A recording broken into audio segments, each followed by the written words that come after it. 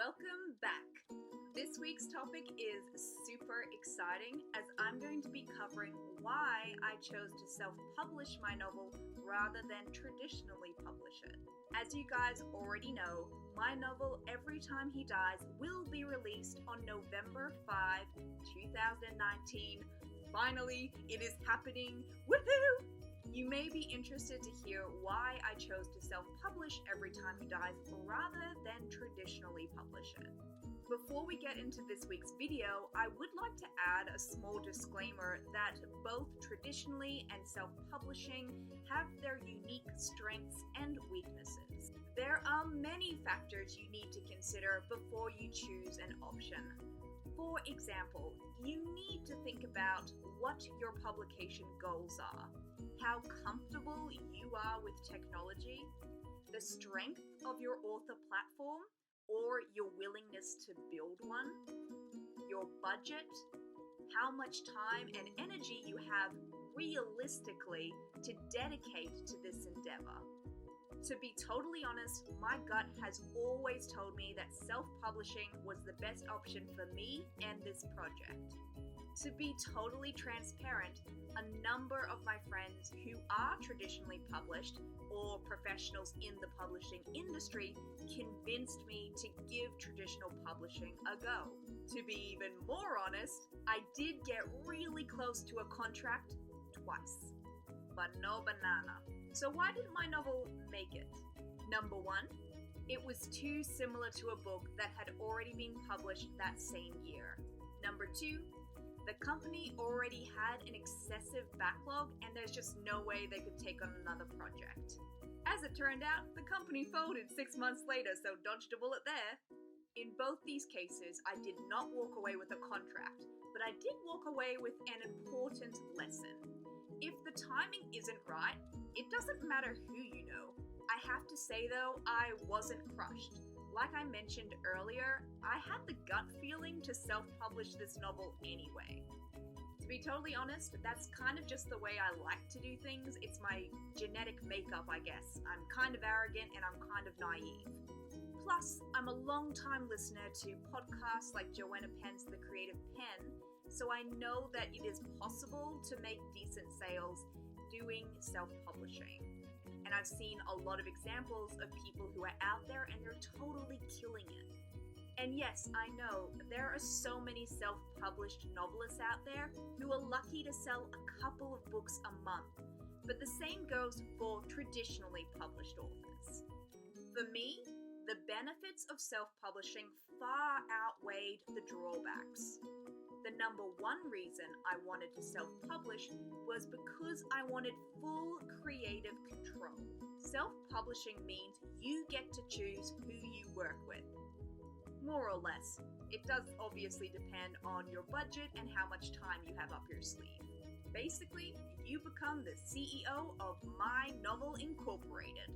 Congratulations! You just got a promotion! You are now in charge of researching and hiring the best professionals your budget can buy.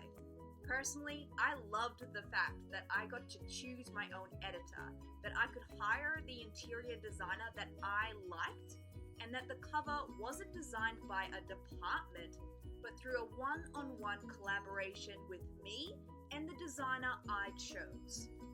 As CEO, I also had full say on everything. Because, you know, I was paying for it. The second reason I chose to self-publish was because of marketing. Now, the number one reason why people don't want to self-publish is because they don't like marketing. Instead, they want to go through a traditional publishing house because they think that they will take care of all the marketing details. Okay, so, you're just gonna have to get over the fact that you don't like marketing. Now, as part of my community service to the online writing world, I've chosen to write an open letter to all you, but I don't like marketing Luddites out there. Dear, I don't like marketing Luddite. It is highly unlikely that you will get a contract with a major publishing house if you don't have an author platform. If you aren't willing to promote your books, why would a company be willing to do it for you? This is especially important if you are trying to publish your debut novel. A publishing company will not invest a ton of cash into a marketing campaign for a debut novel. Why? Because no one knows who you are. You haven't proven yourself yet. You don't have a trusted, loyal fan base. It doesn't matter whether you chose to self-publish or traditionally publish. If you want to sell books, then you have to market your books. Sure, a publishing house will put some money towards a marketing campaign, but you, sweet, innocent writer, will be expected to do some heavy lifting too. No one rides the bus for free, my friend. Love, Tara. The third reason I chose to self-publish my novel was for the environment. I can appreciate that not everyone will be on board with this one, but in case you haven't heard, our planet is currently in the middle of the 5th extinction. So, publishing 5,000 copies or more of a book that may only sell 10 copies seems like a huge waste of our already depleting natural resources. Print on demand doesn't completely solve this problem, but it's a step in the right direction.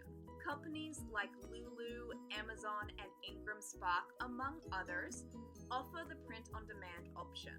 Every time someone goes onto Amazon, iBooks, Kobo, Barnes & Nobles, etc., and orders a copy of your book, the publisher you have chosen, say Lulu, Amazon, or Ingram Spark, will print a single copy of your book, package it up, and post it for you.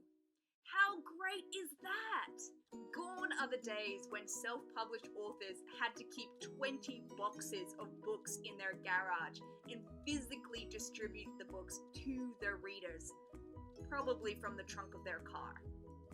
Now we can be environmentally responsible and only print books when people actually buy them. The fourth reason I chose to self-publish was to do with bookstores and libraries. Now, another common reason why people choose to traditionally publish is because that author wants to see their book in their local independent store or library. Oh man, I feel like I'm just about to tell you that Santa isn't real. Okay, look, the thing is, most new releases only stay in bookstores for the first 3 to 6 months following their release. That's it. You've spent years writing this book and it's going to be in a shop for like 3 months. If your stock does not sell, that store will ship your book back to the publisher, where it will hang out in a giant warehouse until someone buys a copy online or until another shop orders extra stock, if you're lucky. So that book you spent years writing and waiting to see on the shelf at your local bookstore will only be on that shelf for a few months. Better enjoy the thrill while you can, sailor. It's a common misconception that independent bookstores and libraries won't or can't sell self-published books. It's just not true. Thankfully, services like Ingram Spark make it easy for bookstores to order in at wholesale prices copies of your books. Yay! If you live in a small town, you might even be able to negotiate directly with your local independent store. Companies such as Kobo also make it super easy for libraries to order in your book.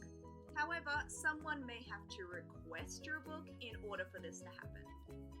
Hey, it's about time your Nana did you a favor. Alternatively, you can always donate a copy of your book to your library to the literary benefit of all the local residents. These 4 pros are the biggest reasons why I chose to self-publish my novel. I would go into the cons, but I'm afraid this video would be like way too long, so I'm totally gonna make a part 2. All this being said, you have to remember that you are in charge of deciding what is best for you, what is going to suit your capabilities, your budget, and your time.